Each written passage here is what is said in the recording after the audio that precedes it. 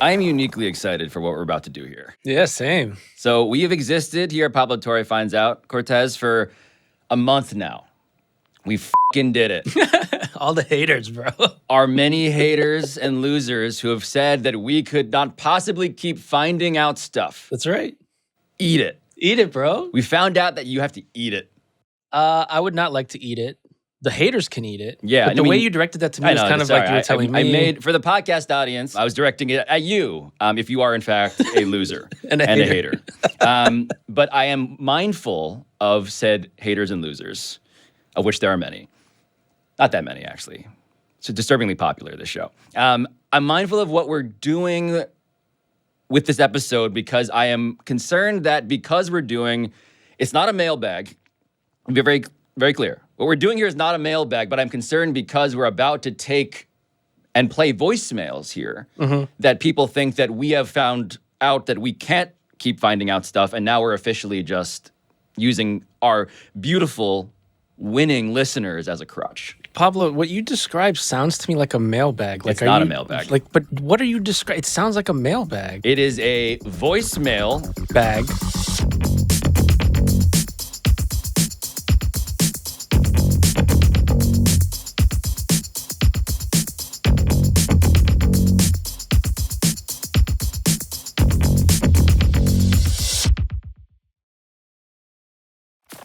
513-85-PABLO. Look, the background's different on today's show. And in fact, how many have we gotten so far, Cortez? Dude, I've sifted through so many, like all of the hundreds of voicemails, which thank you to everybody. Yes, we greatly appreciate the care and passion. Hundreds, though, to answer your question, just so many of them. And it's been a lot, so I appreciate it. I think we're up to like 300. Almost 300. And counting. Please keep calling. 513-85-PABLO. Yes. But I just want to explain how this is working, right, for us as a show. Like, the way it's working is we have access to all of these voicemails, and in the early setup to just, like, figuring out how are we going to actually pick which ones to answer and investigate, our staff noticed that the second voicemail ever left was this one. Hey, Pablo, first time, long time. Just wanted to know if you had any thoughts on the Miami Heat and Jimmy Butler and Damian Lillard. Just curious. Thank you. This is not a joke. This was actually what you did. Me? Ryan Cortez. This is sad. Legitimately sad. You left this in the time it took for this episode to be produced. Your world as Miami Heat Minister of Propaganda fell completely apart. That person that left that voicemail was a different person than the person you're speaking to. Adrian Wojnarowski is the man behind the news. Damian Lillard from Portland to Milwaukee. Breaking news on this NFL Sunday in the NBA. The Celtics have acquired Drew Holiday in a trade with the Trailblazers. And in fact, we left word with a different person. Who? Well, go on. We should play the voicemail that they left in response to the voicemail that I just played, which I shared with them. Let me hear it. Hey, Pablo, it's Mike Schur. I've been listening to the Levitard folks talk about Dame Lillard and the Heat and Pat Riley and the NBA and a bunch of conspiracy theories. And I'm wondering if you could find something out for me. You know how there's like that cat bacteria that affects the human brain? I think it's called toxoplasmosis or something. It's like a bacterial infection caused by cats, and it gets into people's brains and causes them to have like extreme and very bizarre reactions to things. Can you find out for me whether there isn't a similar situation going on in the city of Miami or the Miami-Dade County area related to the Miami Heat? In other words, is there something leading out of the Heat organization that causes its fans to behave in a way that a person might behave if infected with a bacteria from a cat? That's what I'd like you to find out for me, and I can't wait to hear the episode. I hate him. Response? First of all, I'm very pro-writers in the strike, but I will say seeing Mike Schur on the sideline made me just pause for a second. It made you root for... Well, no, I'm still pro-writer, but I'm just saying, just seeing his face upset me so much that I just took a pause and said, am I sure that I'm on the right side of this? My response to Mike Schur, go to hell. He needs an editor. That's a long voicemail, way too long. The editor is on editor's strike. Clearly, is ongoing. Is what you're telling him. It's not unlike his shows. Like it's not as funny as he thinks it is, and is long-winded and has some fat on it.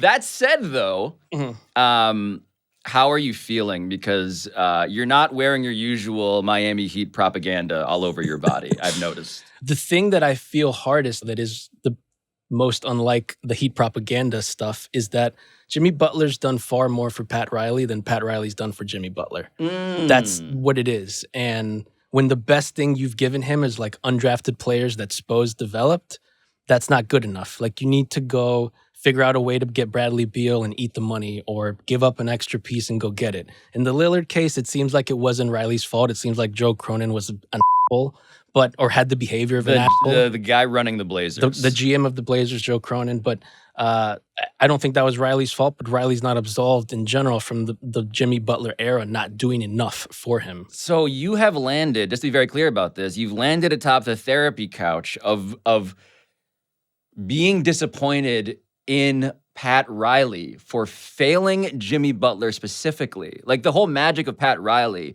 guy who would turn a pillowcase full of rings upside down on a table and get whoever he wanted in the NBA. You're saying Jimmy Butler should demand a trade, is what I'm hearing from you. Go to hell. Jimmy Butler deserves better. But it's not as simple as that, right? It's not just Pat Riley's washed. It's a larger thing that's going to piss off David Sampson. Like Mickey Arison is to blame here for being cheap. This is a play thing. I don't care that David Sampson would tell you it's a business.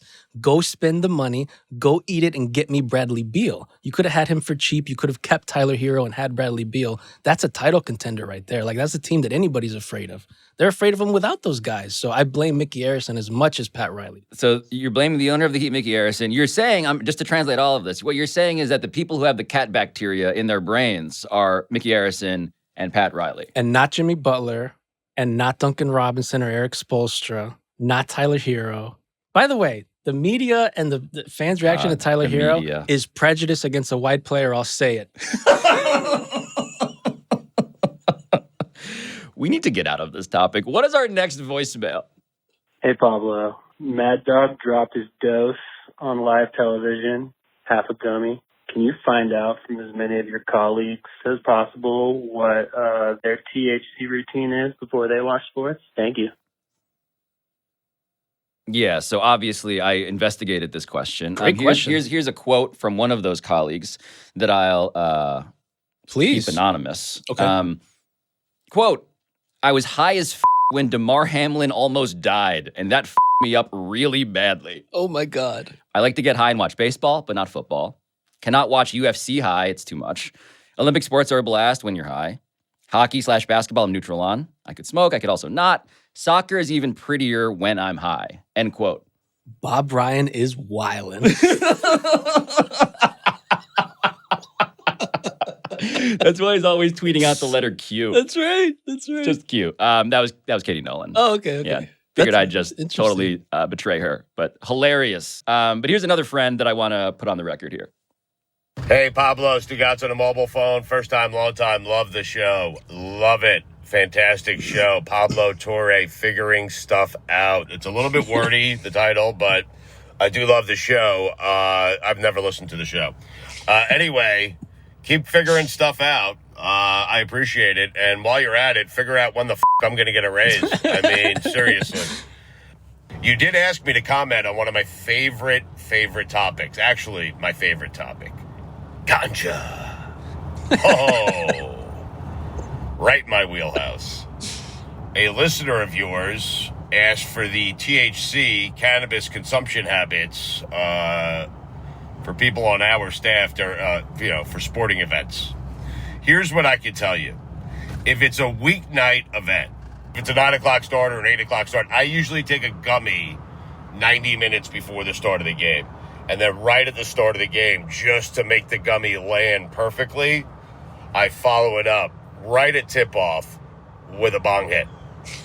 And then everything kicks in at once. On Sundays, when I'm watching the NFL, no gummies. I just rip bong hits from the second the 1 o'clock game start until the second the Sunday night game is over. Also, all tracks. Yeah, It's all on of that. brand. I mean, I love him so much. None of that is embellished whatsoever. That's just what his life is. Correct. And look, for my part, I'm mostly just getting lightly stoned and watching like League Pass. I coughed during that, and that was because of the vapes, not because of like sickness. Yeah, So. Cortez uses something. What's it called? What's your device called? Whoa! Allegedly, there's have to people out bleep there out- who do we have to- use something called an ooze tanker. I mean, that's just it's something that people use. It looks like a thing that was not allowed in the PG version of a Ninja Turtles movie. That's right. That's right. TSA loves it. What's our next voicemail? Hey, Pablo, what's up, man? This is Steve from Nashville, and I was wondering, I had this burning question, and I can't get to the bottom of it. Does Troy Aikman know that he looks like the white Jay-Z? Because I feel like he's got to know it. Like, when he looks in the mirror. But anyway, hope you can get to the bottom of this, man. Thanks and love. So I love this question because I too have wondered this. And I had the good fortune, Cortez, to co-host PTI last week. And our guest, and this is just by the grace of God, was none other than white Jay-Z himself. And so I, of course, shamelessly injected myself into the proceedings to create content for this show. Oh, wow. Okay. Hey, Troy. Can I ask you one weird question before I let you go? Just not for PTI, but so I host this podcast, I find stuff out, and I have one very quick question for you. Are you aware that the internet thinks you look like Jay-Z? Yes, I am aware of that. A white Jay-Z. There was a meme it still pops up on my feed from time to time. It was some game, yeah. And it looks nothing like it. So I don't know what, hey, AI is, I think this was before everything kind of went AI, but anymore you don't know what's real and what's not. So I don't know if that was actually an unedited picture of me, but pretty scary.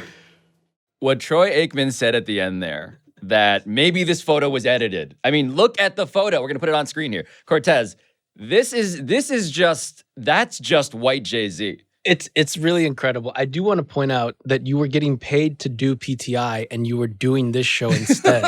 You realize that, right? You were on the clock for them. Instead is totally inaccurate as the word you just used there. I was doing this show in addition. Okay. Yeah. Okay. White Jay-Z, by the way. It's incredible. It's just objectively true. That he is thinks something, it's edited. Oh, yeah. No, I mean, he doesn't know what's going on, but that's something the internet's cared about for many years. Because Troy Aikman looks like white Jay-Z. Yes. What's the next call? Hey, Pablo. It's Luke from Miami. I was curious. Do you know if LeBron James uses Gmail? All right. Let us know. Thank you. It's a great question. Right? No, not your question is a great question. This question is a great question because what do these people that we regard as our idols, the people atop Mount Olympus in sports, what do they actually do for the quotidian tasks of their life? Do they use Gmail? Is a great question. And in fact, I know the answer to this question. Do you really? I have done a lot of reporting on this question. I bring you not just the question of does LeBron James use Gmail, but the question of what does the banana boat as a unit use for their designated email provider? Okay. So LeBron James, I have exclusively learned, Hotmail does not use Gmail. Okay. Wow. I'm going to give you the 4 domains actually, Cortez, that the banana boat uses. Okay. In no particular specified, identified way. One of them uses Yahoo. One of them uses Gmail. One of them uses me.com. That's LeBron. One of them has his own domain. Wow. Who do you think uses Yahoo? Oh. Chris Paul, Carmelo Anthony, Dwayne Wade, LeBron James are the 4 candidates. Easily Chris Paul's the one on Yahoo. He's the oldest. That's a no-brainer. The one that's tripping me up is the me and the own domain because those are of the same variety. Me first. which I associate LeBron. Dwayne's got to be, you know what? I'm going to say Dwayne's got his own domain, LeBron's me.com. Chris Paul uses Yahoo. I nailed that. Carmelo Anthony Mm-hmm. obviously uses me.com. Okay, fair enough. Dwayne Wade uses Gmail. LeBron James has his own domain. Wow. Yeah. Who are your sources? Next voicemail. Bro, what kind of journalist are you? This is why Ezra was giving you episode. All you got to know is that it's true. It's anonymously verified and true. Dan Lebitard, get rid of your AOL. Pablo, hey, Micah from Cincinnati. Great area code, by the way, repping the 513. I was listening to Katie Nolan's show the other day, and as a longtime Yankee hater, I wasn't surprised that she dug up information that A-Rod, that prima donna, that narcissistic J-Lo hating jerk, has a picture of himself as a centaur in his living room. Please tell me that's true. I just have been dying over here. Thanks.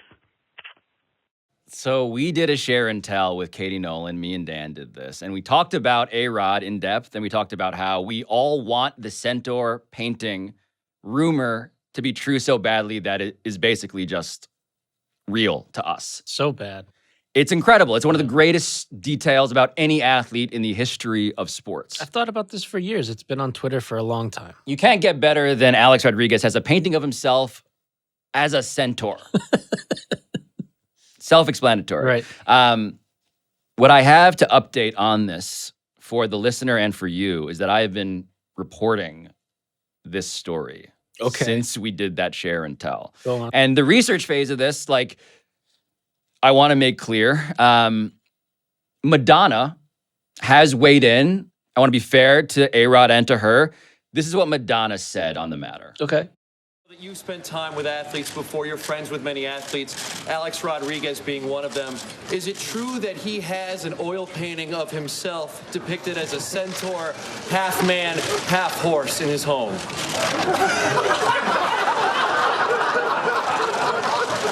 Wow. If he does, I haven't seen it.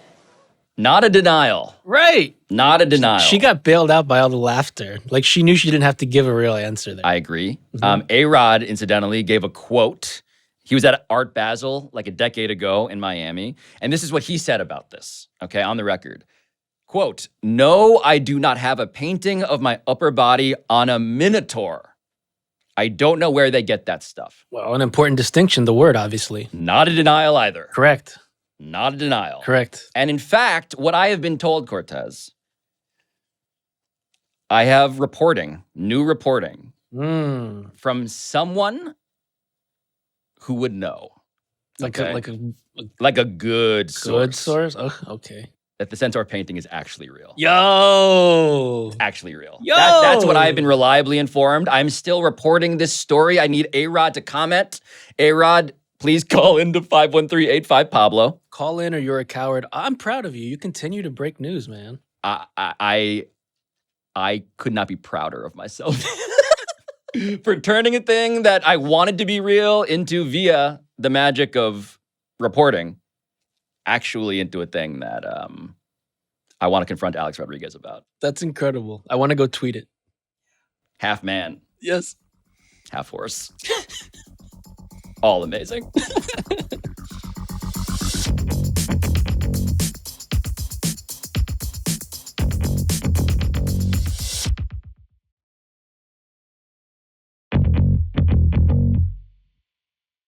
And now we get to, I think, the college sports segment of our non-mailbag show. A revolutionary show on Concept today. Correct. What do we got? Hey, Pablo. Pat from Cleveland here. Do you remember that time when Cardale Jones took a break from his Heisman campaign at Ohio State to go visit a boy in the hospital and then absolutely torched that kid in NCAA 14 while playing himself? And then he tweeted about beating him by 60? Was that just a stunt? Please find out. OHIO. So do you remember Cardale Jones and these And his Twitter legend? I'm certainly old enough to have remembered it, but I don't remember a thing about it. This is a massive blind spot for you. Right. Because Cardale Jones, former Ohio State quarterback, of course, was famous for a couple of tweets. He famously said separately from this story, quote, "Why should we have to go to class if we came here to play football? We ain't come to play school. Classes are pointless." That was Cardale Jones. Great tweet. This one was my favorite, one of my favorites of all time, because it was February 10th, 2015, and Cardale Jones tweeted a screenshot of an article, and the headline of this article, it said, "Cardale Jones visits kid in hospital to play video games, beats him 91-35 in NCAA football." And what Cardale Jones tweets as the quote tweet of this is, quote, "Man, I wish everyone stopped saying I beat a kid in the hospital 91-35. It was 98-35. Had 91 with 126 left in the fourth." Wow, that is my kind of petty. Yes, Yeah. exactly. You would appreciate Cardale Jones. Yeah. But what I found on the published record is that this kid is real. What's his name? Jared Foley. He was a teen at the time, legitimately very sick. He was in the hospital. That part is factual. He was born with hypoplastic left heart syndrome, which means, translating this, that he's had more than a half dozen open heart surgeries. My goodness. That's And so, a lot. Yeah. And so what I wanted to know, because I knew nothing else about the details here, like, why did Cardale Jones allegedly blow this kid out in NCAA football, if that was the context for it? And the story, it turns out, thanks to a Zoom interview we did with Cardale Jones himself, is kind of amazing. Jared Foley is a kid that I had the honor to meet when I was in college. Going through our first college football playoff run, getting ready for Alabama. And one of our coaches at the time, he had a prior relationship with the family. So he seen us leaving, we all was leaving, and he was like, "Hey, you guys mind running up here to Children's Hospital with me?" And I'm like, "Yeah, let's do it." That's where the Foley family connection was introduced. I think up until that point, he was having his third or fourth or maybe even fifth surgery, but you would have never known that, far as the smile that he kept on his face, far as the spirits. You would have never thought this kid was going through so much in his life and has been through so much in his life up until that point. We were just talking, and I saw his gaming system, and I think it was an Xbox at the time, and I made a joke to him. Ain't nobody play Xbox, man, whatever, because I'm a PlayStation guy. And I asked Jared what games he got was his favorite game, and he said NCAA, and I kind of made the joke, "Man, I'd kick your butt in that." And his family was like, "Oh, you sure about that? Because he's pretty good." And I'm just listening. I'm looking like, "Hey, listen, guys, I'm pretty good at this game. Like I kick my teammates' butts all the time." So we popped it in, and I kind of looked over to the family. I'm just looking like, not saying it in front of Jerry. I'm like, you guys expecting to let him win? And it was like, "Oh, no, he's really good." So Jerry plays with Georgia. Georgia's his favorite team, and he takes the opening kickoff to the house on me. So his family like, "Yeah, I told you he good." And then it was so funny because the first quarter was kind of close, and we going back and forth, and he's coming out his shell a little bit, talking a little chum, and then I put myself in as quarterback. So, he had a few big sacks on me and stuff like that. Like, "Yeah, I'll do that to you in real life." And like, we're going at it. So I'm just like, okay, here we go. We got a game. So, and I just let him have it. And the stat line, the Cardale Jones stat line for myself, putting myself into that game of college football, had to be one of the best stat lines in all of gaming history. I don't remember it too much by hand, but every touchdown I accounted for, passing or rushing, right? And I had at least over 600 yards passing with over about 100 to 200 yards rushing. So it was a game for the ages. I wish now where you can save video games and save performance on your new Gen 5 consoles, that was back in the day, because I still have that thing. I did 100 points in 5-minute quarters. Come on.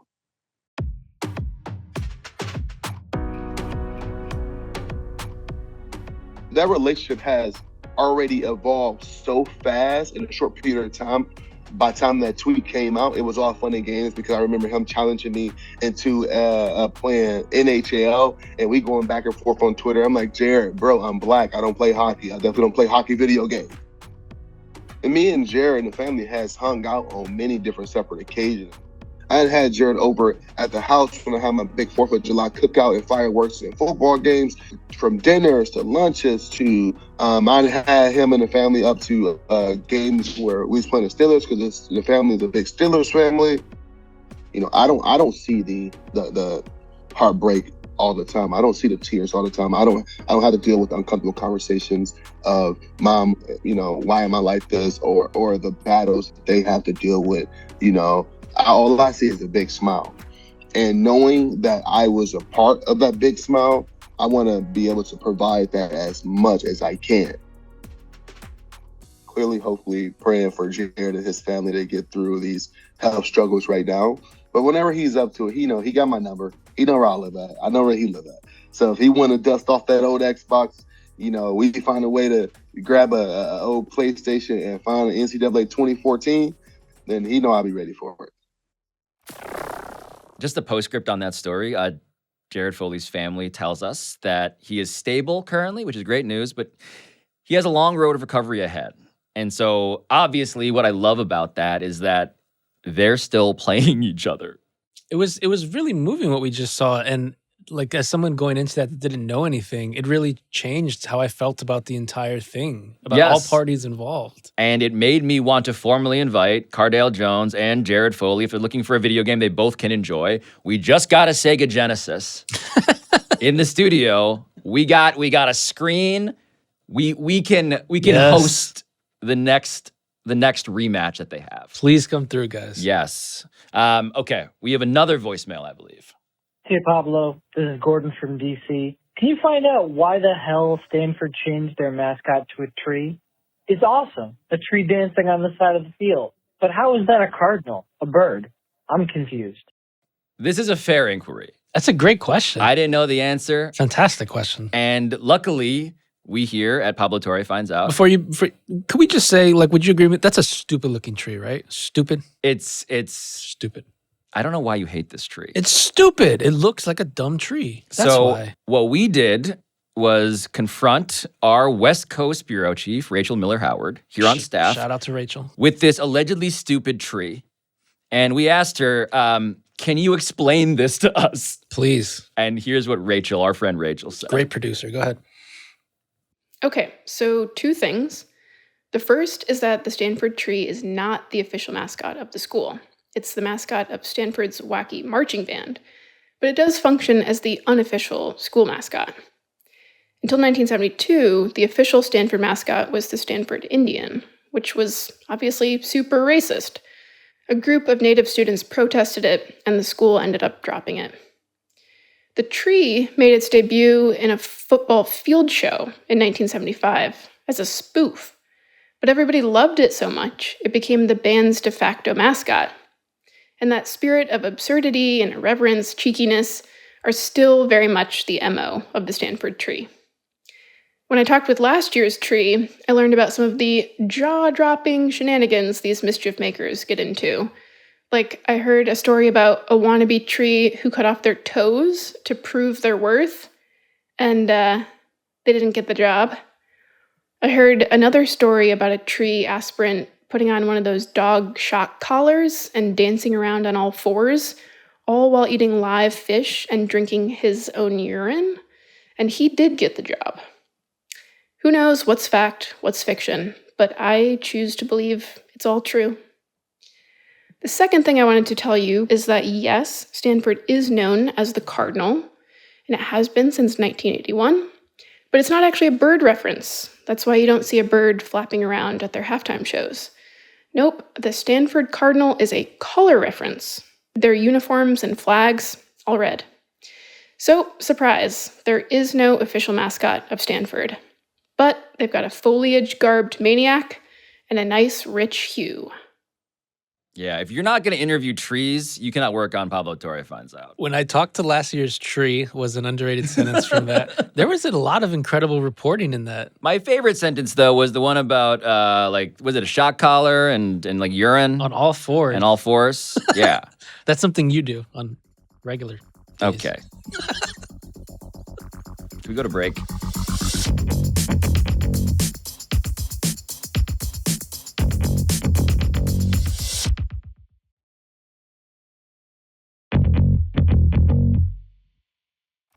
So that was like the potpourri section of our non-mailbag voicemail show. I mean, I would just thank you again to all the callers Yes, because there's a lot of good stuff Thank in there. you. Yes.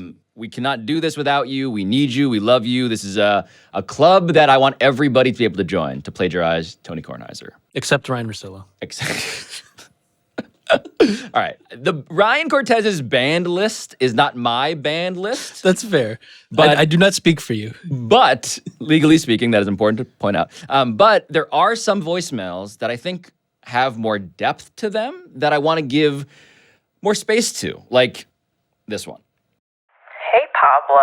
I'm watching season 2 of The Bear, and I can't help but think I see your doppelganger in Cousin Richie's episode. Has anyone else told you this, or am I losing my mind? Everybody keeps telling me this. And it's legitimately annoying. It's in real life. People have stopped me about this. It's on the internet. It's on group chats. So this actor is not just on season 2 of The Bear, one of the great TV shows ever, in my opinion, The Bear. He's also on Platonic, the popular Apple TV show with Seth Rogen. He's a prominent character on that. He's everywhere. He's everywhere. And I've Googled him, and I looked him up. You know, I don't know if you have a bizarro, a doppelganger. Why would I have a bizarro? I'm very unique. I'm the minister of hip hop. There aren't two of me. Can we just get an ISO of Ryan Cortez? Yeah, there is nobody else like this. Very unique, not in Miami. Yes, thank you. you. One of one. That said, I always get compared to this actor whose name, it turns out, is Andrew Lopez. Okay. And it was time, I felt, to fight him. To try and ambush him. And so what I did was, I never met this guy before in my life. I invited him here to this table to finally confront Bizarro me. And having never met him before, I had no idea what the this was going to be like. This is what happened. The problem that I immediately noticed for everyone who's not watching on YouTube is that Are we recording already? Are we? Yeah. Okay, sweet. The thing that I was noticing as I was listening to you talk just then, which is already disturbing to me, is that we were unintentionally doing the same thing. We had our hand to our cheek, resting on our arm across our... We were doing this unintentionally. But I need to explain why you and I are doing this. So I have gotten... The last summer, while I've been launching this show, Pablo Torre Finds Out, I have been simultaneously bombarded by people. And I just want to read you some of these things that I've gotten, okay?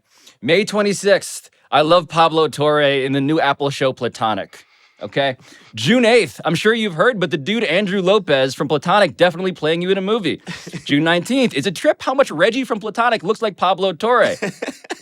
The brother/investor is sketchy Pablo, right? That's from f***ing Mina in a group chat. On June 21st. And it goes on here. Why does a dickish investor from Platonic look exactly like Pablo Torre? Are you in the new show on Apple TV, Platonic? You've probably heard this a lot, but started watching Platonic last night, had to Google the cast of it to see if it was you playing the Reggie character. It was not, but would have been cool if it was. You know, I can't tell you. So before I was ever on Platonic, I used to tour with Joe Coy, who is another fellow Filipino. Yeah, legend. Yeah, comedian I hate legend. that we said that at the same time. I know, this is already I hate disturbing. this. No! We cannot laugh at the same time. I'm also trying to rub my head instinctively and restraining myself. This is already... I'm like scared to up. this back. So the first time I get off of stage, I was in Charlotte, North Carolina. We were playing a theater. I get off stage and somebody yells, ESPN, bro. They don't even say you're funny. They go, ESPN, bro. And this is like in 2018. You must have been doing with your show with Bomani at the time. Yeah, High Noon. Yeah, we just premiered that year. Bro, I fucking looked you up and I hated you. I hated you because the first thing I saw was that you're hotter than me, and I don't see it. Oh. Do you see it when you looked it up? When you looked me up, did you see it? So I should say that it has bothered me to get compared to you. Yeah. Because I thought I was hotter than you. Yeah, well, dude, see. And I'm like, really? Like, do we really look that much alike? I've spent an entire life straightening my back, having pride in whatever the going on up here, you know? You know what's really funny, though, is that you are hotter than me. You are taller than me. You have better skin than I do. But I don't know if that's true. Your skin is phenomenal. Here's the thing that's crazy about it, though, bro. They put me on camera as the actor. You are a Hollywood. So this is how Mickey Rourke you, dude. I'm Bizarro you. I love it. So Bizarro me is exactly what I have called you. Yeah. But this is how this happened. Your Hollywood ascent happening in parallel to the construction of the studio and the show, invading my phone, is that I get all these platonic texts and I'm like, I haven't seen this show. Do I really need to watch this show? I hate this guy also. I hate this, right? There's so many levels to which I dislike this. Yes. So same again, same. But then one of the shows that I love is The Bear. Yeah. And so I'd watch season 1, of course. I'm like, season 2, yes, it's my time. Let's go. Pablo time, Violet, my 3-year-old's asleep. Pablo time in the living room, watching The Bear, my private space where I can just like feel things. And season 2, episode 7, episode is titled Forks. Yeah. Okay. And there you fucking are. On prestige television, critically acclaimed, like, spoiler alert, it's one of my favorite episodes of television ever. Same. As a fan, it's incredible. And you are key to this. And so I watched episode 7 of season 2 of The Bear. You pop up, and immediately, all you can hear in my living room is, this fucking guy, motherfucker. And I immediately text my group chat with Mina and Alan Yang and Mike Schur, these TV guys who've been making fun of me. And I'm like, he's fucking everywhere. And I wanted to hate this. Yeah. And then those tweets come. And at that point, I'm just like, okay, we need to, I follow you on Instagram and you kindly message me. And this is how this is born. But holy shit, man, like, I can only imagine what your life has been like. Dude, I'm going to derail everything you just did because I want to say. Very me of you. Dude, you are truly, I was just talking to our mutual friend, Lindsay Adler, last night, who writes for the Wall Street Journal. Excellent baseball writer. Great. And I grew up with her in Iowa, and we were just singing the praises about this new world that we live in of understanding the system and being respectful of the system that we, are born into, but then respectfully disrupting. And I think when I started to I would hear about you like in 2018. I was like, who is this guy? I hate this person. Yes. But bro, you are somebody that is so inspiring to me. Oh, and man, I just, and even seeing this, and you're talking about my right, who cares? Like, I care. I appreciate that. I sincerely care. But that's why, dude, that's the most masculine quality you can have is care. Right. That's right. I've gone from hating you to being aroused by you. Thank you. Yes. And therefore myself, and I'm like, what a delightful ego loop. Because when you get aroused by me, you're loving yourself, dude. That's all it is. I just want the audience to know we cannot be looking at each other's pupils any more intimately from across this table. Okay, even more derailing. Did you also get a weird feeling that when people were comparing us, and I'm not one of those guys that race baits, but I was like, is this a weird all Filipinos? Yeah, no doubt. So we should say the obvious here, which is that you are part Filipino. Yes. Presenting, though, as Filipino because your other part is? I'm a quarter Korean. A quarter Korean. Yeah. Okay, so what's the full combination then? Let's do the pie chart here. Let's race bait this. So my mom is Filipino. My dad is half Korean, half Filipino. Oh, so you're 3/4 Filipino. I'm 3/4 Filipino, and I was born and raised in Iowa, and I consider myself Iowan. That's the thing. What a freak! Are you straight Filipino? I am 1,000,000% Filipino. And you went to Harvard. I went to Harvard. But look, but this part of this thing, You just called me a freak, and I am telling you, you straight up are you actually are the whitest Filipino in the world. This is a problem for me. It's just fine. So I'm gonna ignore this call. We're gonna. Who was it? It was God telling me, "Are you sure you wanna? You sure you wanna like touch hands? Like light might shoot out of your bodies at this point." So I just need to remark upon the stew that lives inside of us, right? Mhm. Because to be Filipino, when you mention like I'm 1,000% Filipino American, right? First one in my family born in America, in New York City. Parents came over in the early '80s. My sister was a baby when they came over. So yes, I'm like 100% Filipino. But inside of that, as you know, your fucking name is Andrew Lopez, dude. I'm Pablo Torre. So the idea that like two Asian Americans cutting it up, people already are obviously confused. I want you to know, I feel chaotic. I'm just gonna be. I took Zoloft right before I got in here. Perfect. And I feel like I'm having a manic episode still at the same time. Honestly, what I have brought you into is as manic an episode as I could personally bespoke design for you. It's like, hey, come into this room. Inside of that room is the Bizarro guy from ESPN who you've hated. You know, I can't get my mind right. I have hated you, but at some point it must have softened, right? Yes, exactly. And it goes back to exactly why I think you have this the best masculine quality of all time, which is care. And I think when you surround yourself with people who care about you and subsequently you care about them, it becomes this very charged environment of truth and honesty hopefully comes out. Hopefully. And a lot of times that looks like hate, but that is ego. That's our ego taking it that way, right? So I think that comes back around to my parents growing up in the small town in Iowa were like, you're Andrew Lopez, that's your name, and you're Filipino. So when people would be like, Andrew Lopez, are you a Mexican? What's going on? I would be like, I'm Filipino. This is why.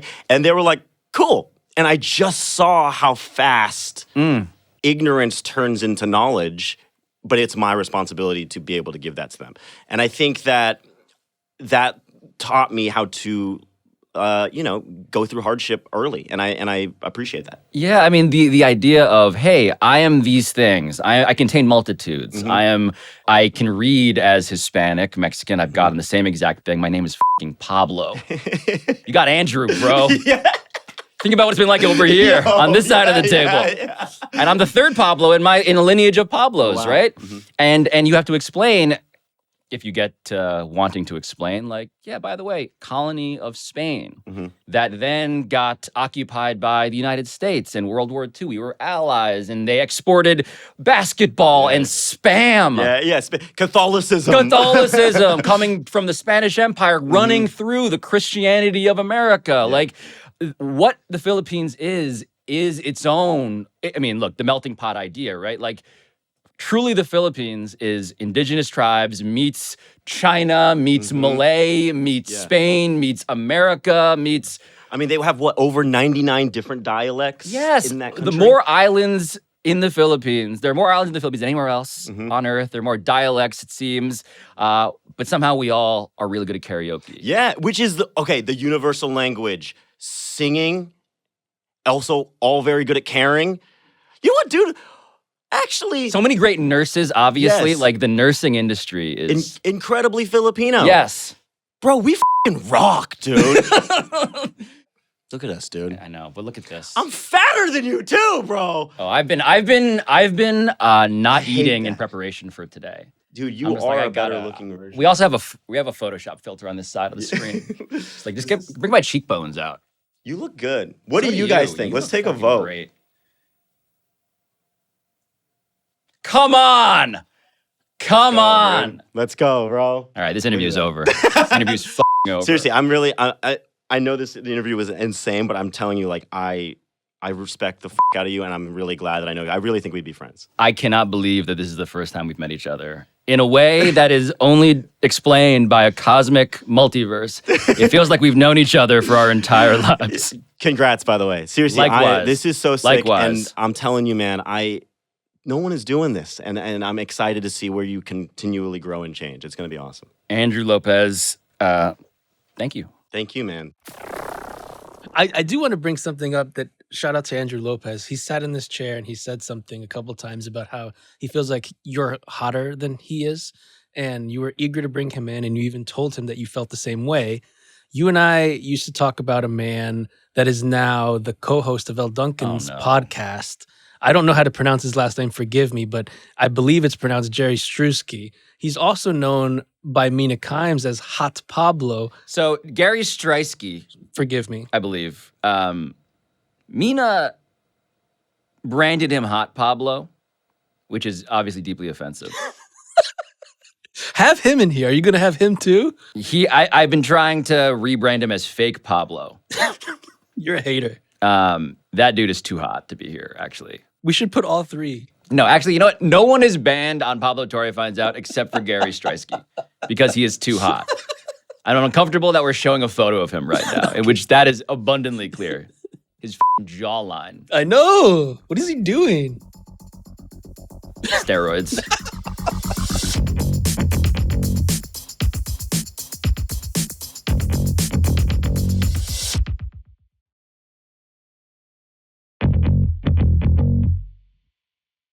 So at the end here, Cortez, as I unstrap our shock collar and reflect upon what we found out about our listeners, about the club that we've made, joined by all of the people who called in.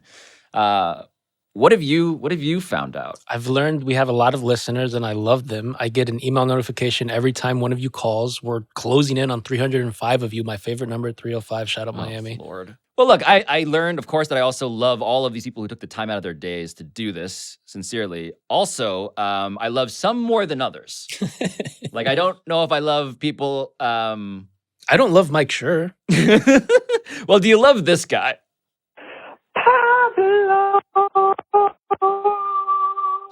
Oh my God. What an asshole.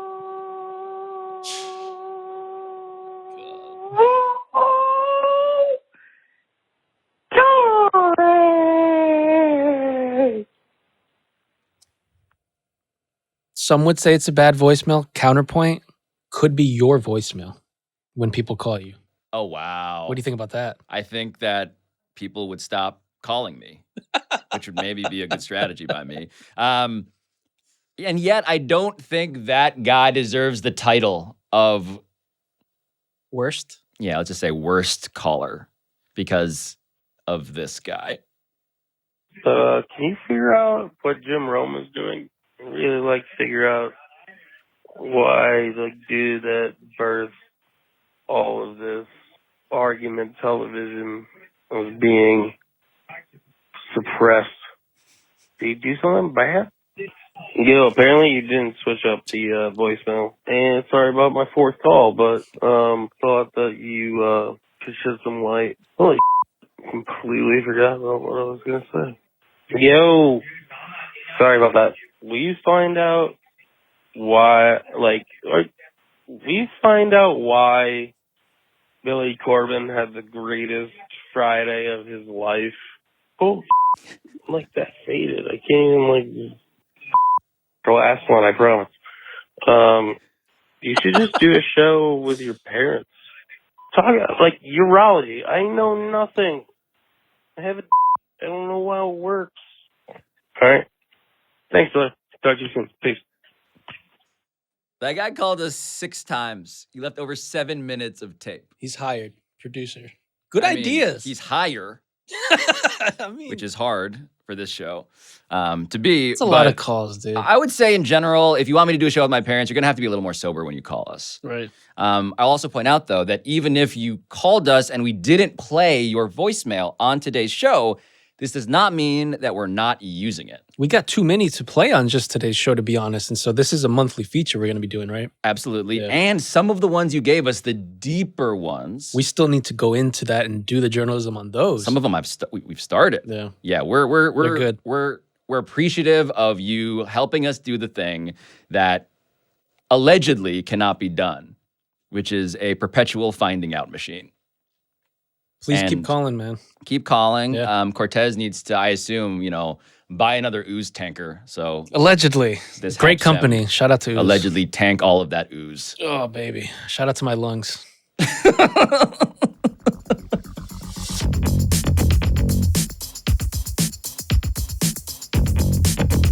This has been Pablo Torre Finds Out, a Meadowlark Media production.